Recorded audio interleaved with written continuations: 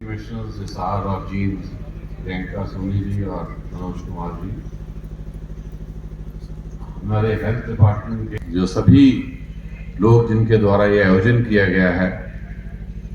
राखीगढ़ी गांव के लोकल जो सरपंच हैं, जो लोकल सारे लोग हैं, और सबसे ज़्यादा मैं ये कहूँगा कि आज इस सुंदर वातावरण में जो बहुत सारे बच्चे जो हैं, जो स्कूलों के आए हुए हैं यहाँ पर, जिनको देख के सबका मन बड़ा प्रफुल्लित हो रहा है। तो ये बहुत ही एक अच्छा समारोह है जो यहाँ पर किया गया है। आप जानते हैं कि 21 जून को हर साल जो 21 जून का दिन है उसको योग दिवस के तौर पे, अंतर्राष्ट्रीय योग दिवस के तौर पे मनाया जाता है। और अंतर्राष्ट्रीय योग दिवस की जो फाइनल जो स्टेट लेवल के जो फंक्शंस हैं वो 21 जून को किए जाते हैं, लेकिन एक काउंटडाउन टू 21 जून जो है वो बहुत पहले से जो योगा कार्यक्रम भी कहा गया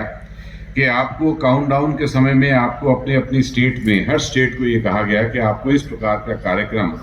किसी ऐसे स्थान पर करना है जाके जो कि वो स्थान एक विशेष महत्व रखता हो। तो जब वो स्थान का चयन किया गया तो योग आयोग के जो हमारे चेयरमैन हैं और हमारे डायरेक्टर जनरल आयुष हैं, जयदीप आर्य जी और सकेत, इन्होंने ये सोचा कि हरियाणा में जो राखीगढ़ी है उसका एक बहुत अब विशेष स्थान है, क्योंकि इतनी प्राचीन सभ्यता के अवशेष जो यहाँ पर मिले हैं, और जब उसके प्रांगण में बैठकर अगर हम ये सारा का सारा समारोह करते हैं और योग की पूर्ण रूप से ये प्रैक्टिस करते हैं, और इससे जो मैसेज हमारे हरियाणा में जाएगा और आउटसाइड हरियाणा भारतवर्ष में जाएगा, वो उसका एक विशेष महत्व होगा। तो इसी चीज़ को देखते हुए इस स्थान का इन्होंने चयन किया, और मुझे खुशी है कि मुझे भी यहाँ पर आने का मौका मिला, और यहाँ पर आकर एक बहुत अच्छे समय में, एक बहुत अच्छे वातावरण में और बहुत अच्छे जो वेदर कंडीशंस हैं उनके बीच में हमने ये योगा प्रोटोकॉल जो किया है। मुझे इस चीज़ की भी खुशी है कि हमारे बहुत सारे जो बच्चे आए हुए हैं, उन बच्चों के साथ साथ बहुत से उनके अभिभावक भी हैं, उनके गांव के भी सभी लोग आए हुए हैं। जबकि मैं शायद थोड़ा सा ये भी चाहूँगा कि जो हमारे आयुष विभाग के और जितने भी हमारे योगा के, ये आयुष मंत्रालय तैयार किया गया है। इनफैक्ट आयुष मंत्रालय का मतलब ये है कि जो हमारे बहुत सारे प्राचीन alternate systems of Indian medicine हैं, चाहे वो आयुर्वेदिक है, योगा है, सिद्धा है, होम्योपैथी है और यूनानी है, ये सारी की सारी चीज़ें जो हैं इनकी तरफ हमें देखना है कि इनकी सारी किस प्रकार की बनाकर किस प्रकार से हम अपने लोगों का स्वास्थ्य तैयार करें, ताकि उनको बहुत ज़्यादा जो हॉस्पिटलाइजेशन की और दूसरे ड्रग्स हैं उसकी ज़रूरत ना पड़े। तो ये प्रिवेंटिव एस्पेक्ट के लिए ये सारी चीज़ें बहुत ज़रूरी हैं, और योगा उसमें एक खास महत्व रखता है। आपने ये देखा होगा कि कई बार ये भी लगता है कि जो लोग जनरली बहुत ज़्यादा फिजिकल एक्टिविटी करते हैं, उनको जब योगा करने जाते हैं तो शुरू में उनको शायद ये लगता है कि ये तो कोई बहुत ज़्यादा इसमें फिजिकल एक्टिविटी नहीं हो रही है। लेकिन मेन चीज़ ये है कि जो प्रोटोकॉल में आपके सामने ये चीज़ें बताई गई, एक एक करके आपके शरीर के सभी भागों के जो डिफरेंट मसल्स हैं उन सब की एक बहुत ही तरीके से जो एक्सरसाइज है वो यहाँ पर कराई जाती है। और सबसे ज़्यादा ज़रूरी ये चीज़ है कि सारी की सारी एक्सरसाइज को ब्रीदिंग के साथ उसका समन्वय किया जाता है, और यही चीज़ है जो इसको योगा को बाकी बहुत सारी चीज़ों से एक अलग रखती है। और बाद में आपने देखा कि बहुत सारी ब्रीदिंग एक्सरसाइजेज भी जो हैं, जो प्राणायाम के माध्यम से यहाँ पर कराई गई हैं। तो आप और हम सब जानते हैं कि ये जो योगा तो बहुत देर से जो योग है, मेरे ख्याल कई हज़ार सालों से ये हमारे देश में, हमारे सब तरफ जो पुराने इतिहास में जितने भी हमारे रिलीजियस लिटरेचर हैं, सब जगह पर इसका वर्णन किया गया है। लेकिन मैं ये जरूर कहूँगा कि पिछले 15-20 साल में जो पतंजलि योग पीठ है उसके द्वारा, बाबा रामदेव जी के द्वारा जो इसको एक मासेस की तरफ लेके गया है, आम लोगों की तरफ लेके लाया गया है, वो एक इसका बहुत बड़ा जो उनकी एक कॉन्ट्रीब्यूशन है वो रही है। क्योंकि मेन चीज़ क्या है कि मुझे याद है कि 15 साल पहले, 10 साल पहले जब भी प्राणायाम की बात होती थी तो हर एक को ये लगता था कि प्राणायाम तो एक ऐसी चीज़ है कि जिसके लिए एक बड़ी टेक्निक चाहिए होती हैं, पता नहीं कौन से अलग से टीचर चाहिए होते हैं। लेकिन बाय एंड बाय जब वो टीवी के बहुत सारे चैनल्स में और बहुत सारे प्रोग्राम्स जो इस तरह के कई शहरों में किए गए, तो उसके बाद लोगों में एक कॉन्फिडेंस आना शुरू हुआ कि ये जो योगा है ये सिर्फ एक बहुत क्लासेस या सिर्फ उनके लिए नहीं है कि जो बहुत एक्सपेंसिव टीचर्स को अफोर्ड में महत्वपूर्ण योगदान रहा है। और उसके बाद जो गवर्नमेंट के द्वारा जो आयुर्वेदिक डिपार्टमेंट और आयुष, जो उसको एक आयुर्वेदिक डिपार्टमेंट को आयुष में कन्वर्ट करके सभी ऑल्टरनेट सिस्टम्स ऑफ मेडिसिन को, जिसमें योगा को एज ए थेरेप्यूटिक तरीके से भी उसको एक इंट्रोड्यूस किया गया है, तो वो एक बहुत जो चीज़ है बहुत ही एक काबिल तारीफ है। क्योंकि आने वाले दिनों में आप देखेंगे, इनफैक्ट कल ही मैं कैथल में हमने सारे अपने जो हॉस्पिटल के और बहुत सारे जो हमारी कम्युनिटी हेल्थ सेंटर्स और public health centres, public health facilities, उन सब का एक बहुत रिव्यू किया। तो मुझे देखकर बड़ा अच्छा लगा कि बहुत सारे जो हमारे वहाँ पर जो आयुष की डिस्पेंसरीज हैं, चाहे वो होम्योपैथी की हैं, चाहे वो आयुर्वेदिक की हैं, चाहे वो पंचकर्मा ट्रीटमेंट्स हैं, लोगों का रुझान उस तरफ बहुत बढ़ता जा रहा है। और मैं आपको ये भी बताना चाहूँगा कि आने वाले दिनों में बहुत सारे जो हमारे सब सेंटर्स या PHCs हैं, हमारा ये प्रयास है कि हेल्थ डिपार्टमेंट की तरफ से, आयुष डिपार्टमेंट की तरफ से बहुत सारे जो हमारी डिस्पेंसरीज और हमारे सब सेंटर्स और PHCs हैं, उनको हेल्थ एंड वेलनेस सेंटर्स में कन्वर्ट किया जाए। क्योंकि मेन चीज़ ये है कि हेल्थ एंड वेलनेस सेंटर्स में हम लोगों को एक कंप्लीट सोल्यूशन देना चाहते हैं। सिर्फ ये नहीं है कि एक पेशेंट ही वहाँ पर जाए, हम ये चाहते हैं कि आम लोग भी जो हैं वो वहाँ पर जाएं, और आम लोग भी जब वहाँ पर जाते हैं तो उनको किस प्रकार से एक प्रिवेंटिव मेडिसिन दी जा सकती हैं, उनको किस प्रकार से जो उनका पूरा एक दिनचर्या है उसको कैसे चेंज करना है, उनकी डाइटिंग को कैसे चेंज करना है, उनको किस प्रकार से व्यायाम करना है, किस प्रकार से योगा करना है, ये सभी चीज़ें जो हैं जब हेल्थ एंड वेलनेस सेंटर्स में बताई जाएंगी तो उससे लोगों में बहुत ज़्यादा जो एक सेहत के प्रति जागरूकता भी आएगी। और उनको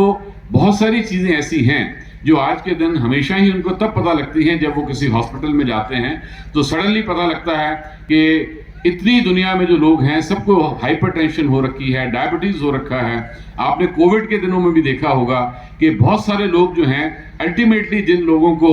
नहीं बचाया जा सका कोविड के दिनों में, वो बहुत सारे ऐसे लोग थे जो हाइपरटेंशन से, डायबिटीज़ से, दूसरी कोमॉर्बिडिटी से जो ग्रसित थे, और समय पर, और खासकर रूरल एरियाज में समय पर इन चीज़ों का जो ट्रीटमेंट है वो नहीं किया जा रहा। तो हेल्थ एंड वेलनेस सेंटर आने से हमारे जो नेशनल हेल्थ मिशन है, नेशनल हेल्थ मिशन में हमारे मैनेजिंग जो मिशन डायरेक्टर हैं प्रभजोत सिंह, बहुत मेहनत करके इन लोगों ने जो CHOs कम्युनिटी हेल्थ ऑफिसर्स हैं उनका इन्होंने बाकायदा चयन किया है। और आने वाले दिनों में हम करीब 700 साढ़े 700 कम्युनिटी हेल्थ ऑफिसर्स जो हैं वो हर हेल्थ एंड वेलनेस सेंटर में पोस्ट करेंगे, जिससे कि जो हेल्थ एंड वेलनेस सेंटर जो है वो आने वाले दिनों में जो एक हेल्थ डिपार्टमेंट है उसका एक जो एक उदाहरण जो है वो हेल्थ एंड वेलनेस सेंटर जो बनेंगे, और वहाँ से हर प्रकार की जो प्रिवेंटिव मेडिसिन हैं, प्रिवेंटिव डाइटरी हैबिट्स हैं, किस प्रकार का एक जीवन यापन करना है, उसके बारे में जो पूरी कंसल्टेंसी है वो हेल्थ एंड वेलनेस सेंटर से दी जा सकेगी। इसके साथ ही साथ हम ये भी चाह रहे हैं, क्योंकि चाहे ये योगा दिवस है, पर क्योंकि मेरे पास हेल्थ डिपार्टमेंट का भी चार्ज है, तो मैं ये कहूँगा कि अब आने वाले दिनों में जो जिस तरह से पिछले 2-2.5 साल से हम बहुत देर तक कोविड से लड़ते रहे हैं, और कोविड एक ऐसी चीज़ थी जो पूरी दुनिया में आपने देखा कि किस प्रकार हाहाकार मचा रहा उससे, लेकिन एक बहुत सारी ऐसी चीज़ें भी हैं जो बहुत इंटेंसिवली हमारी पॉपुलेशन में मौजूद हैं, लेकिन जितना हमें उसके बारे में इंटेंसिव कैंपेन्स करनी चाहिए वो पीछे 2 साल 2.5 साल में नहीं हो पाई। इसी कड़ी में एक हमारा TB उन्मूलन प्रोग्राम है। जो TB है एक इस प्रकार की बीमारी है कि अगेन जिससे जो बहुत जो हमारे पुअर तबका के लोग हैं वो बहुत उससे ग्रसित रहते हैं। हर तरह के लोग, अब तो इनफैक्ट TB भी एक ऐसी चीज़ है जो हर तरह की जो सोशियो इकोनॉमिक स्ट्रेटा में फैलनी शुरू हो गई है। तो भारत सरकार के द्वारा एक ये प्रण लिया गया है कि 2025 तक जो भारत को TB मुक्त किया जाएगा। तो TB मुक्त करने के लिए हमने हरियाणा में भी एक बहुत बड़ा जो कार्यक्रम है वो चलाया है, जिसको सारे डिस्ट्रिक्ट्स में जो हमारे डिप्टी कमिश्नर्स हैं वो सभी डिप्टी कमिश्नर्स बाकायदा उसको TB उन्मूलन कार्यक्रम को आगे बढ़ चढ़ कर बढ़ाएंगे। सिमिलरली एक चीज़ बहुत जो देखने वाली है वो ये है कि हमारे हरियाणा में जहाँ पर हम ये कहते हैं कि लोगों का एक इकोनॉमिक स्टेटस बहुत अच्छा है, खान पान बहुत अच्छा है, वहाँ एक बड़ी चीज़ जो हमें अचंभा देती है वो ये है कि यहाँ एनीमिया की दर जो है खासकर बच्चों में और जो प्रेग्नेंट मदर्स हैं उनमें एनीमिया की प्रेवलेंस जो है वो बहुत ज़्यादा है, जिस मीन्स कि जो हीमोग्लोबिन की मात्रा उनमें बहुत कम है, ब्लड की मात्रा में बहुत प्रॉब्लम है, आयरन की डेफिशिएंसी है, तो उसके लिए भी जो हमारे नेशनल हेल्थ मिशन के द्वारा एक एनीमिया मुक्त हरियाणा जो है उसका प्रोग्राम, एनीमिया मुक्त हरियाणा का प्रोग्राम जो चलाया गया है। और मेन चीज़ उसमें यही है कि जो भी हमारे गाँव में रहने वाले, शहरों में रहने वाले और खासकर जो प्रेग्नेंट मदर्स हैं, जो छोटे बच्चे हैं, उस सारे के सारे एज ग्रुप के जो लोग हैं, उनकी बकायदा उनके जो खून की जांच है, ब्लड टेस्ट करके उनकी एचबी वैल्यू देख के कि हीमोग्लोबिन की मात्रा क्या है उनको करना है। तो ये एक सेकंड कार्यक्रम है जो बहुत जोर शोर से चलाया जा रहा है। और तीसरी चीज़ जो है, हमने ये देखा है कि बहुत देर तक पिछले 60-70 साल में हम ज़्यादातर जिन डिजीज़ के ऊपर कॉन्सेंट्रेट करते रहे हैं, जिसको हम कहते हैं कम्युनिकेबल डिजीज़ हैं, बहुत हमारे मलेरिया है, जैपनीज इंसेफ्लाइटिस है, डेंगू है, और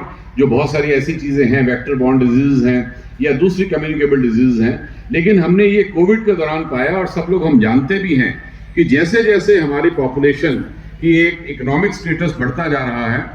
जैसे जैसे उनका इकोनॉमिक स्टेटस बढ़ता जा रहा है, उनका सबका जो लाइफस्टाइल है वो चेंज होता जा रहा है। अब चाहे हम जो मर्जी कहें, लेकिन चाहे गांव में हो या शहरों में हो, सब जगह पर लोगों की जो फिजिकल एक्टिविटी है वो कम होती जा रही है। फास्ट फूड ले रहे हैं, हर तरह का खाना है जो खा रहे हैं, वेट बढ़ रहे हैं। मेरा अपना वेट बढ़ा हुआ है, मैं किसी को और क्या कहूँगा। तो ये सब प्रकार के जो लोग हैं, इन सब को एक नॉन कम्युनिकेबल डिजीजेज जो हैं, वो जिसमें हाइपरटेंशन आता है, डायबिटीज आता है, ये बहुत सारी चीज़ें हैं जो लाइफ लॉन्ग तक लोगों को तंग करती हैं। तो उसकी स्क्रीनिंग के लिए भी एक बहुत द्वारा, और जो हमारे बहुत सारे अब हेल्थ एंड वेलनेस सेंटर्स हैं उनके द्वारा चलाया जा रहा है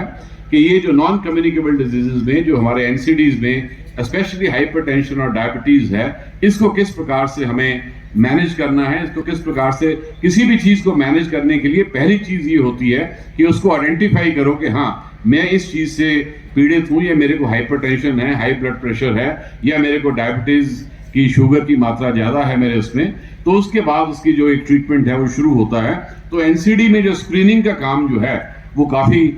जोर शोर से सभी हमारे हेल्थ डिपार्टमेंट के द्वारा चलाया जा रहा है। और लास्ट में ये कहूँगा कि आप जानते हैं कि हेल्थ डिपार्टमेंट में एक टर्शरी कैंसर केयर सेंटर पीछे अम्बाला में शुरू हुआ है, क्योंकि कैंसर भी एक ऐसी चीज़ है जो धीरे धीरे करके बहुत बढ़ती जा रही है। और उसके लिए भी जो कैंसर स्क्रीनिंग का काम है, हम हर तरह की कैंसर स्क्रीनिंग जो है अपने सारे सिविल हॉस्पिटल्स में उसका प्रावधान कर रहे हैं, ताकि लोगों को अर्ली स्टेजेस पे उसके बारे में पता लग सके और उसका जो उपचार है वो किया जा सके।